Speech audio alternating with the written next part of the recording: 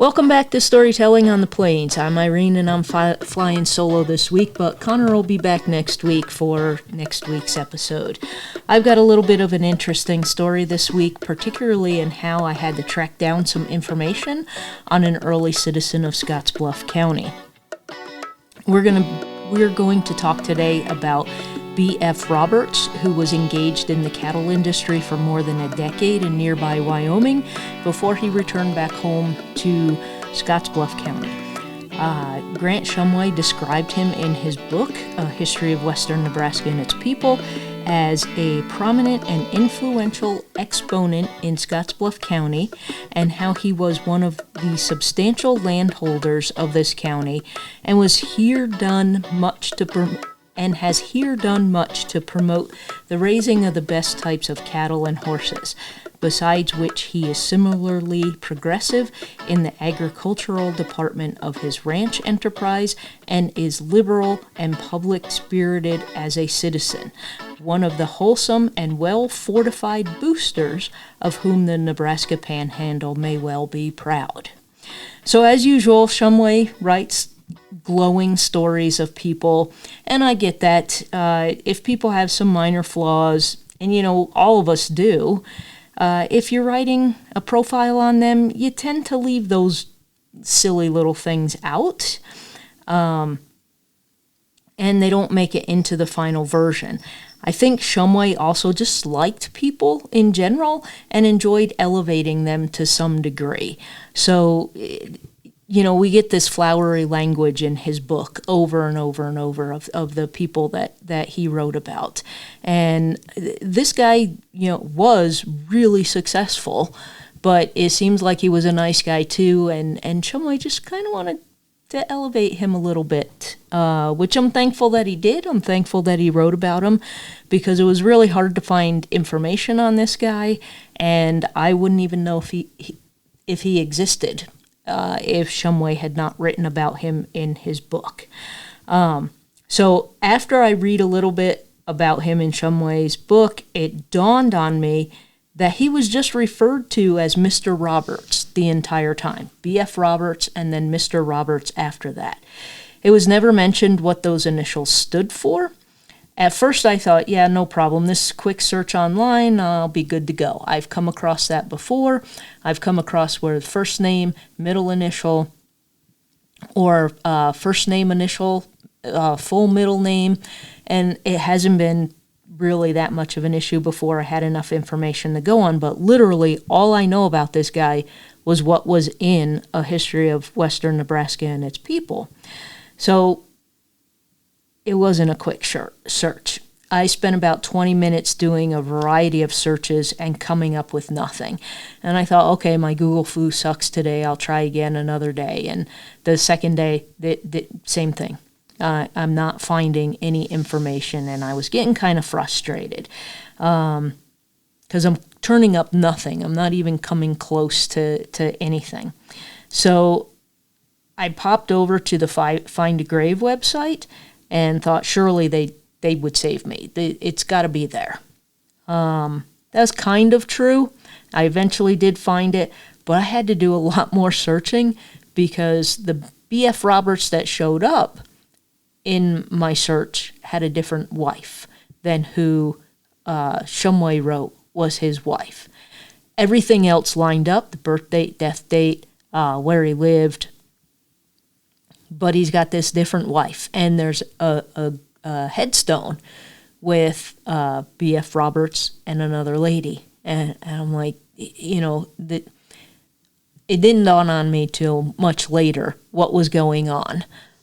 So I went back to A History of Western Nebraska and Its People and looked for his wife.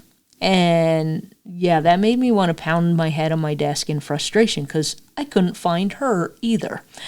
But I didn't want to give up because, Shumway's not writing about a dude that doesn't exist and a dude that's married and that has kids. And he's there. I'm just running up against walls, and for some reason my searches aren't finding anything. So I went to look for his children, and this was also a struggle. So the Roberts had 7 children, and only one of them is listed on the Find a Grave website. Their oldest son, I believe it was, has a listing there. And lo and behold, there was his mom and dad. And his father was the first listing. His father was the first listing I had found there, but had the wrong wife, which threw me. But then his son was listed there as well. So looking at everything, I was confident I had all of the right information, and I decided I was just going to start writing the story and work from there to see what else might pop up as I was writing, that maybe I could go do some more searches to get some more things connected about this headstone that had a different lady on there with B.F. Roberts. And maybe I might be able to find his real name. And sure enough, I found his real name. And I felt confident enough to start writing, and that the pieces would fall into place as I went. So I'm going to tell the story, and we'll flip back and forth a little bit with things that I found as I went along, which this was a little more difficult than most episodes I do on people, because there is information about them. And once you learn how successful this guy was, you might also wonder, why is there no other info out there that should be readily available to find about this guy? So Benjamin F. Roberts, I never did figure out what his middle name was born on April 10th, 1870 in Woodford County, Illinois. I'm not sure why I forget sometimes, but if you were an early settler to the area and you came from somewhere else, I put that down partially to the fact that so many people in western Nebraska now find it strange when someone not born here moves in. I was actually asked just a few days ago what brought me to the area, because I'm not originally from here. It was the same as the early settlers, for a chance at a better life. I had, living in New York, we had no hope of ever owning a home. We didn't know if we would ever be able to get my husband's student loans paid off, and nobody wanted to hire me because I had a college degree. I just wanted a job. I didn't care what job it was, but they wouldn't. I fell into that trap of they wouldn't hire me because I had a college degree and I would leave for something better. But I'm like, in the meantime, I need food and I need a job so I can buy food. And we were just slowly sinking backwards. So my husband accepted a teaching position out here in western Nebraska, and we moved out here for a better opportunity in life, and it worked out. And a lot of times, that's why people came out here. They came out here to homestead. In this instance, that's exactly what Benjamin did. He got a homestead. Eventually, his father came out here first, but he also got a homestead and went and built a better life. And I think I forget that sometimes, because the early settlers were so long ago. And if you come out here to western Nebraska, people are already here. So if you're not from here, they're like, well, why the heck did you come out here? And we tend to forget, when folks like Benjamin and his family came out here, there weren't a lot of people out here, and in some cases there was no one else in the area. And they might have come with, a couple of family groups, but what tended to happen was one person would come out and then would tell their friends back east about how great it was out here, and then another family and another family and another family. And I think at least I tend to forget that when I read these stories about these folks. I'm just like, well, why did he come out here? They're never from here. Well, they're not from here because no one was here. And it's one of those duh moments when you finally figure that out. So there you go. I'm dumb. So back to Benjamin. His parents were born and raised in England, and it's where they were married to. According to A History of Western Nebraska and Its People, his father served with marked valor in the Crimean War, in which he was wounded in action, and the English government awarded him several medals for gallantry on the field of battle.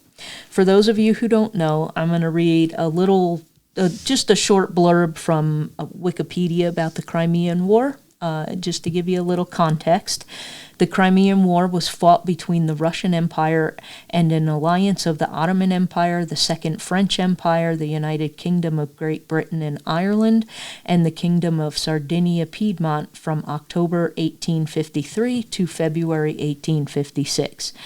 Geopolitical causes of the war included the Eastern Question, which was the decline of the Ottoman Empire, expansion of Imperial Russia in the preceding Russo-Turkish Wars, and the British and French preference to preserve the Ottoman Empire to maintain the balance of power in the concert of Europe.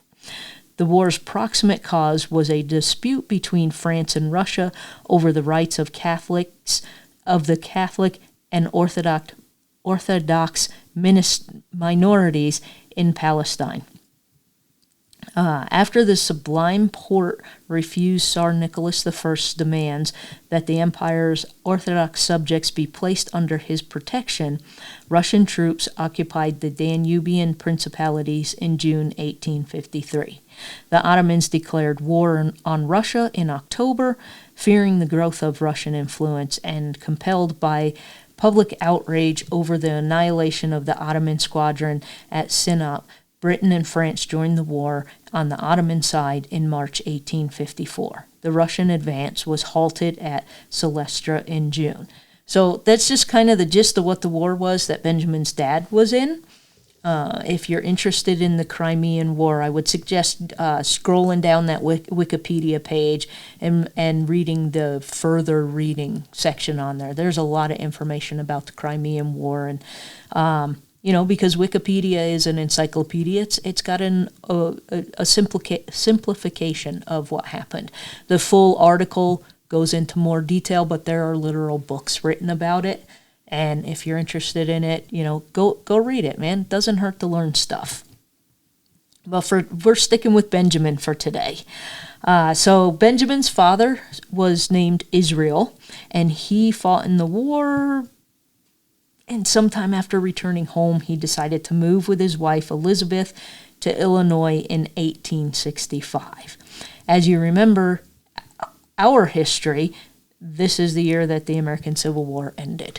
So, fortunately, he moved to the U.S. at the end of our major war, so he kind of didn't have to move and then be in a war again. Just moved to a nice, quiet Illinois. At least it was quiet at the time.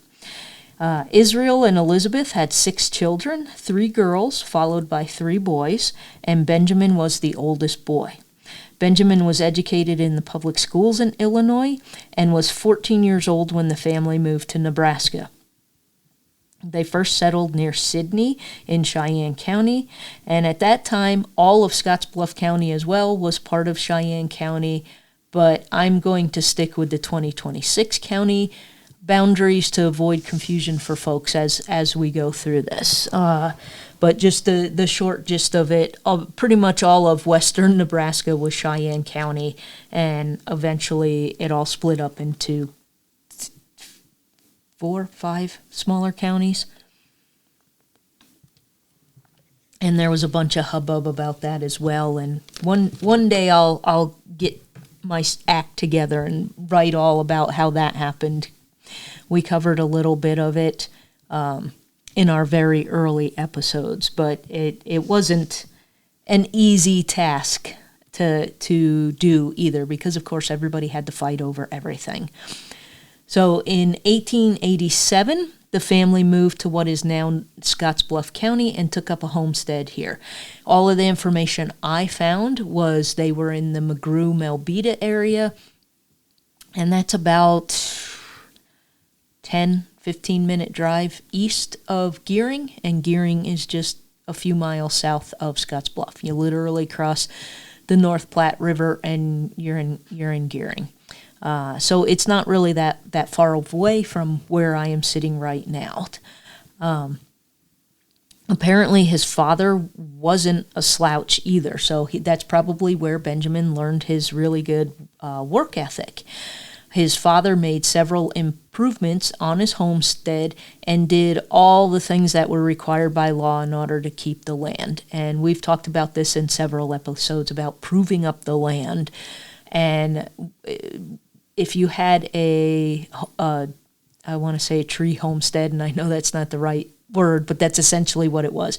You had a homestead, and you were required to plant and maintain certain trees for a certain amount of time. Other homesteads were just, you had some land, you had to work the land, you had to be on the land the vast majority of the time during the year. So you couldn't just buy the land and then, live in New York City. You had to live on the land, and you had to take care of it for, I believe it was 5 years. It was 3 or 5 years. And once you had done that, the land was yours to keep.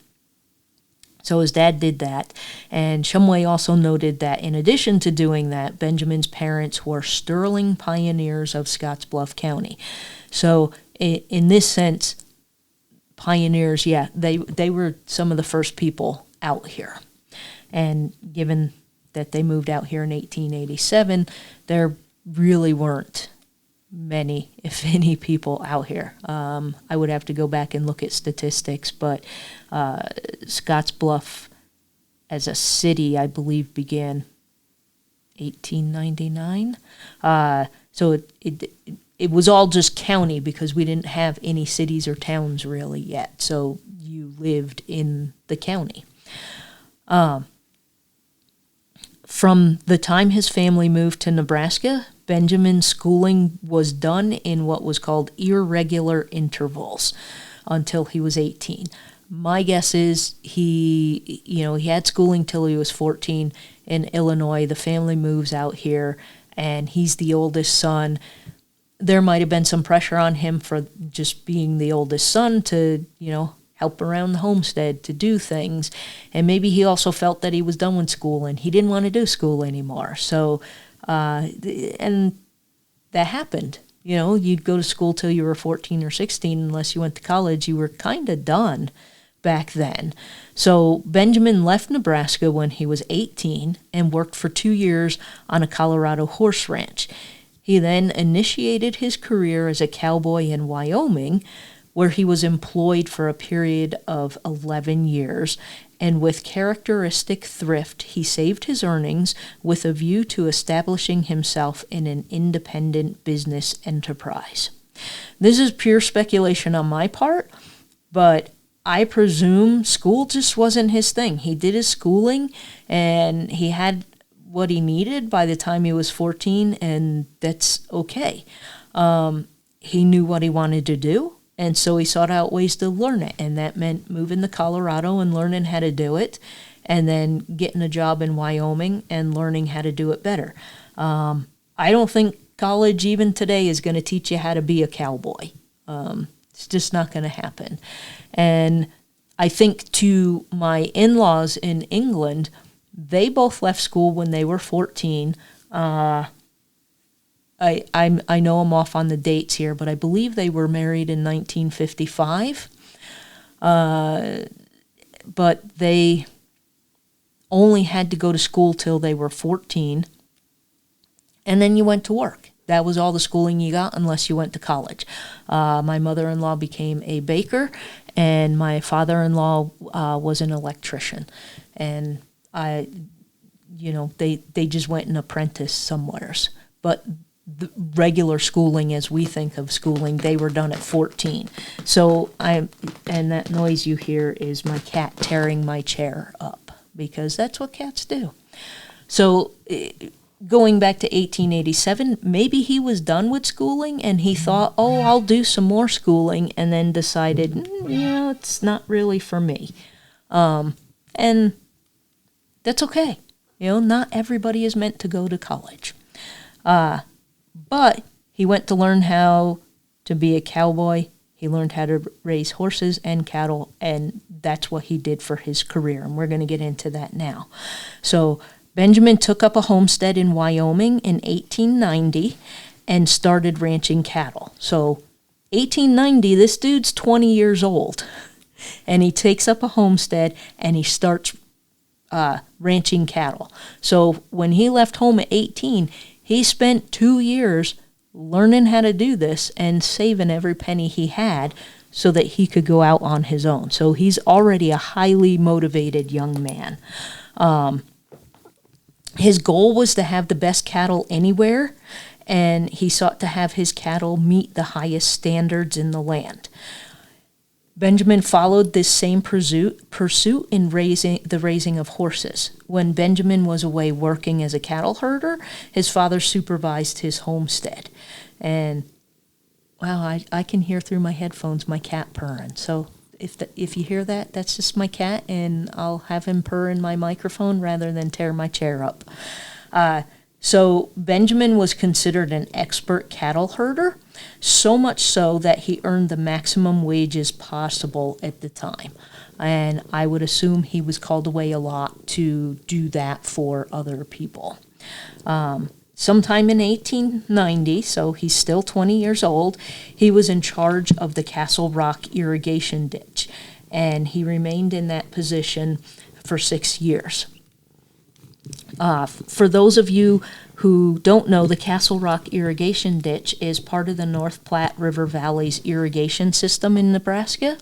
The Castle Rock Canal was built in 1888, so he got put in charge of it just 2 years after it was built. And it was one of the several canals built to support agriculture in the region, with the Castle Rock Canal specifically mentioned in several historical records. The canals and the ditches are, and the irrigation districts are huge out here. It's the way people get water to water their crops, and it's monitored and regulated, and it is a huge deal out here. I've written stories on it when I worked at the Star-Herald, and it's still confusing to me, but it's a very intricate system that works really well today. So Benjamin didn't seem to be a guy who just did one job or hung out too much. You know, he seemed very motivated. This is what I want to do, and this is how I'm going to do it. So that's what he did. And while he was taking care of the horses and the Castle Rock irrigation ditch, he was tending to his herd of 500 white-face Hereford cattle. He had also reached his goal of having the best cattle around, and was known to have the best sires that had been introduced in Wyoming and western Nebraska, as well as having developed some of the best prize-winning Percheron horses in this section. So, as listeners to this podcast know, I'm not a huge ag person, so I went to see what a Percheron horse was. And Wikipedia notes the Percheron is a breed of draft horse that originated in the Huisne River Valley in western France. That's Huisne, part of the former Perche province, from which the breed takes its name. They are usually gray or black in color. Percherons are well-muscled and known for their intelligence and willingness to work.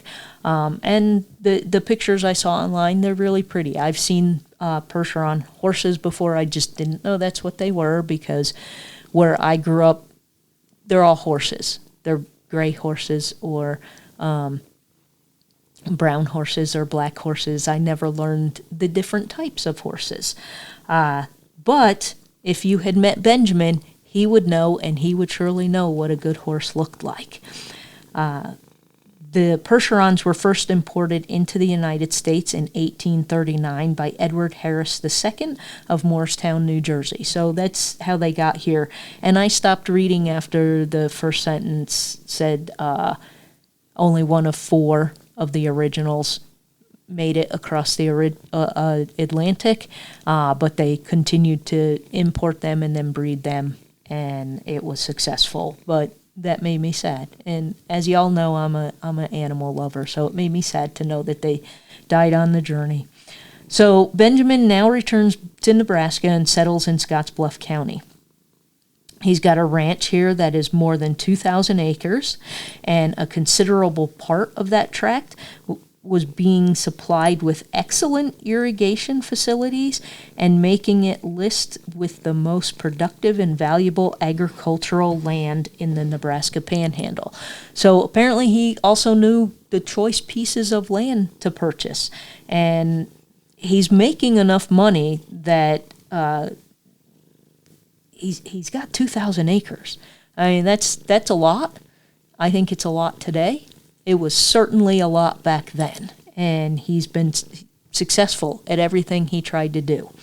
Benjamin married Ida Davis in 1897, and she was born on October 7th, 1868, so I calculated that Benjamin was 27 and Ida was 29.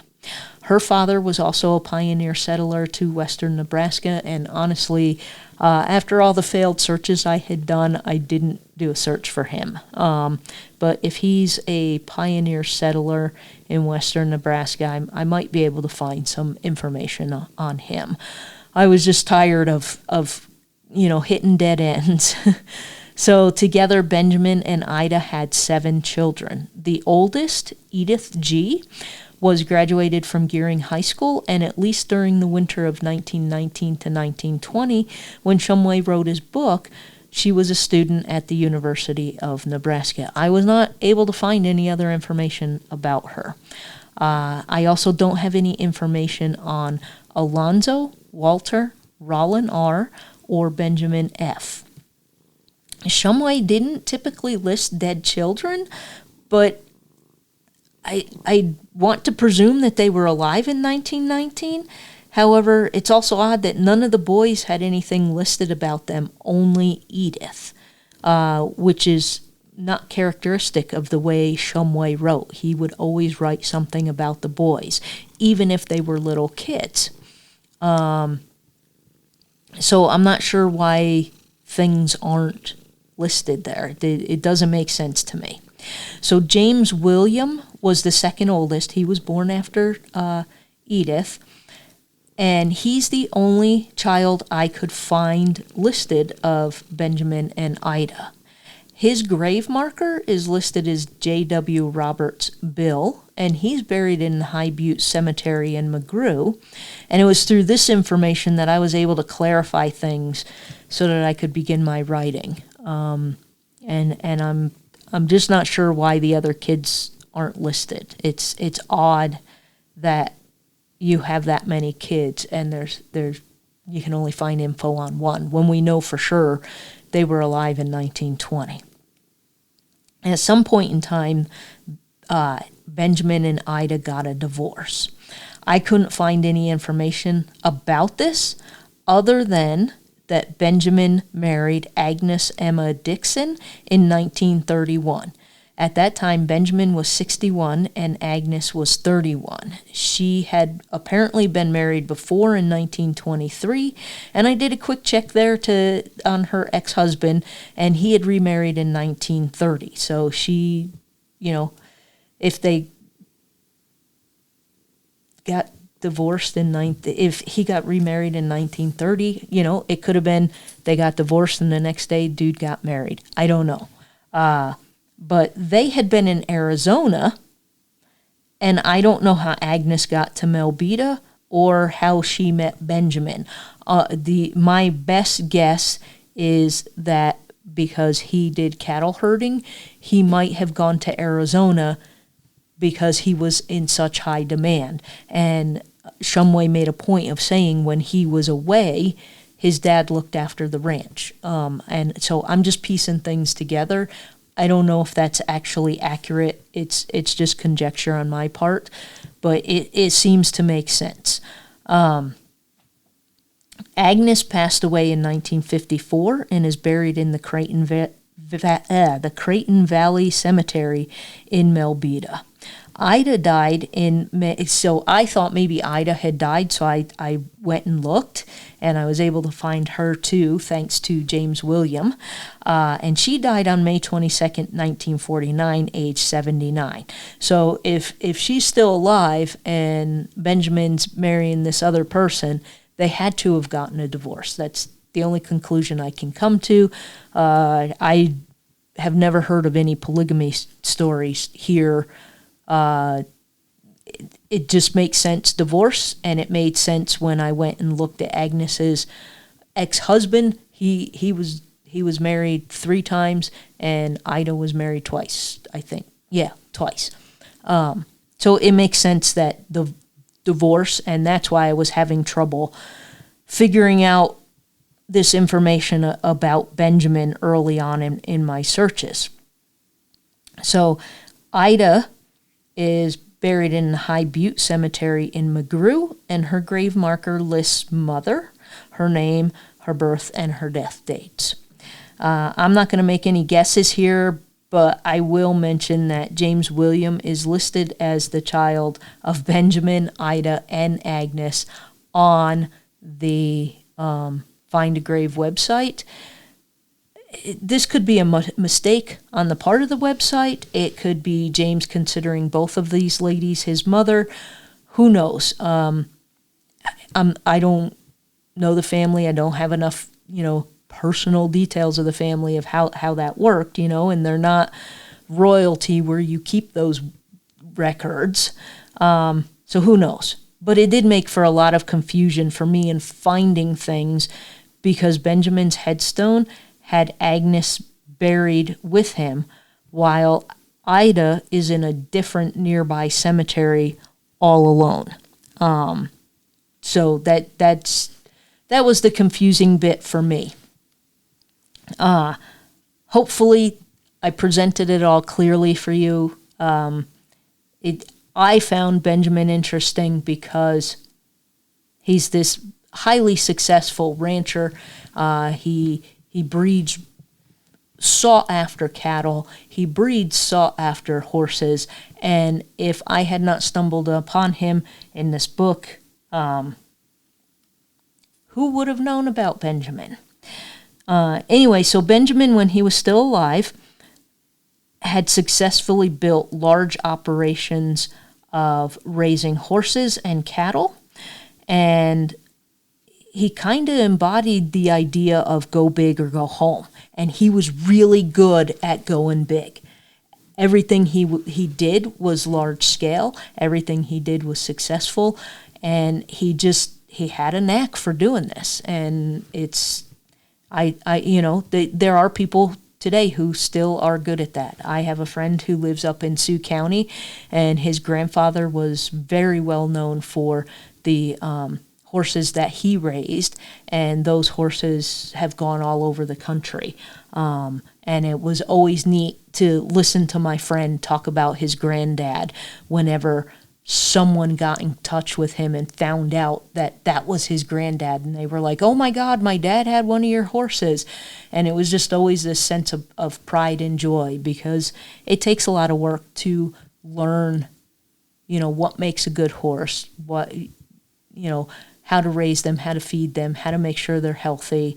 And Benjamin seemed to just have that natural knack as well.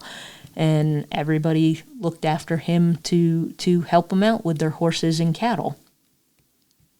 So by the time Shumway wrote his book, Benjamin was also known to have a large sense of civic and public engagement. By 1921, Benjamin owned controlling stock in the McGrew State Bank and served as its president. His ranch was a number of miles away from the bank, but he still found time to be involved in that endeavor. And it wasn't just, oh, I'm the president of the bank and you never see him. He was there. He was involved in the bank. I'm not sure if that bank is still open today, but you can drive to McGrew and you can take a picture of the building, and it looks like it is. McGrew has always been a town I drive through on my way to somewhere else. So I don't know a whole lot about the town. But he was involved in those kind of activities in his town. Shumway didn't write any social or service groups that he was involved in. The way that Shumway wrote about him, he just seemed like he was a guy that just got involved and did stuff, but he didn't really belong to any of these groups. And I get that, because, if you need help, I'll help you. but I'm not a part of any of those kind of social organizations. This is just not my thing, and maybe it wasn't Benjamin's thing either. So also, unlike many of the early settlers in western Nebraska, and Scotts Bluff in particular, who we've covered before, Benjamin never had the time or inclination for the activities of the political arena, and he devoted his time to business. So he seemed to be just focused on, I want to continue to be the best cattle guy and the best horse guy out here in western Nebraska. And he was just focused on that. And he didn't want to be involved in politics. He didn't want to be involved in, running for county commissioner or city council or any of that stuff. He just wanted to stick to business. And being president of a bank probably helps in that matter, because if you need a loan, you're the president. It's easy to get a loan. So why not? And it's perfectly fine that you don't want to be that way. We do come across a lot of the early settlers out here were involved in the local politics, and that makes sense because they're the new folks in town, and there's no town here, and they're building the town, so they have to do that stuff. And then they have social groups and stuff, and it was just something Benjamin just didn't seem to have any interest in. And that's all right, because Scotts Bluff is now a town of about 15,000 people, and there's only 5 members of city council. So not everybody can be involved in local politics. So Benjamin died on February 19th, 1951, at age 80, and he is buried in the Creighton Valley Cemetery in Melbeta, Nebraska, next to Agnes. He was highly influential in everything he ever pursued. He was good at it, and he was so good at it that everybody wanted his advice, his help, wanted to pick his brain for information. And he really left behind a legacy that few people know about in building up Scotts Bluff. If he had not stayed out here where his dad was, if he had not done what he had done, say he stayed in Wyoming would maybe know who he was, or maybe he would have been forgotten to time. But because he came back here and he was so successful and willing to share what he learned, that Shumway said, hey, I need to write a little bit of a story about you. So I know not many people know about him. Most people probably have never heard of him, which is why I wanted to do the story on him. He's done this massive thing, and he's built up a good chunk of Scotts Bluff County, and he's not looking for fame. He's not looking for kudos. He's just doing his thing, and no one knows who he is today. And I'm glad that Shumway wrote about him in 1920. The book was published in 21, and Shumway did his interviews in 1919 and 1920. And I'm really glad that Shumway took the time to head on out there to Melbeta and talk to the dude. Maybe he came into town, into Scotts Bluff, I don't know. Either way, Shumway recognized the importance of this guy and the importance of writing his story down. And because he did, I've been able to tell the story. It's a little shorter than the stories that we normally do here on Storytelling on the Plains, but I still feel it's an important one, and maybe one day in the future someone will find more information about him and do a longer story about him. And that's really what we do here, is we find these cool stories, tell the history of the people and places out here, because most people don't know stories like Benjamin's. They may know a little bit about the Scotts Bluff National Monument, which, yeah, we're going to get to a many multiple part episode on that. I work on it on and off here and there, but I can't get it all done in a week, so that's still in the future somewhere. But But people come and visit the monument. People go out to agate. People can buy a book about agate.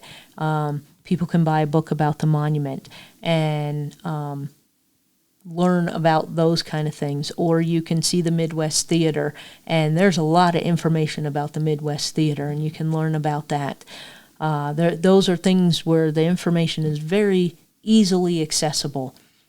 But for Benjamin, all I know about Benjamin is what Shumway wrote in a book, because Shumway knew it was important to keep these folks' stories alive and to write them down and to tell them, no matter how short they are. So hopefully today you enjoyed learning a little bit about Benjamin F. Roberts and what he did out here. And if you ever go to McGrew, it is super, super tiny. I don't know, there's maybe 100 or 200 people in town. But he was part of that history, and he is buried there, and I think it's worth remembering who Benjamin was. So that's it for this week's episode. I hope you all enjoyed it, and you learned something new. You had to, because no one knows Benjamin existed. Now we do. Now I can put this episode up online, and maybe more people will learn about him, and maybe in the future we'll know more about Benjamin. And if I ever find more out about Benjamin, we'll do another story on him, because it's my podcast, and I can do that. So until next time, I'm Irene, and this is Storytelling on the Plain.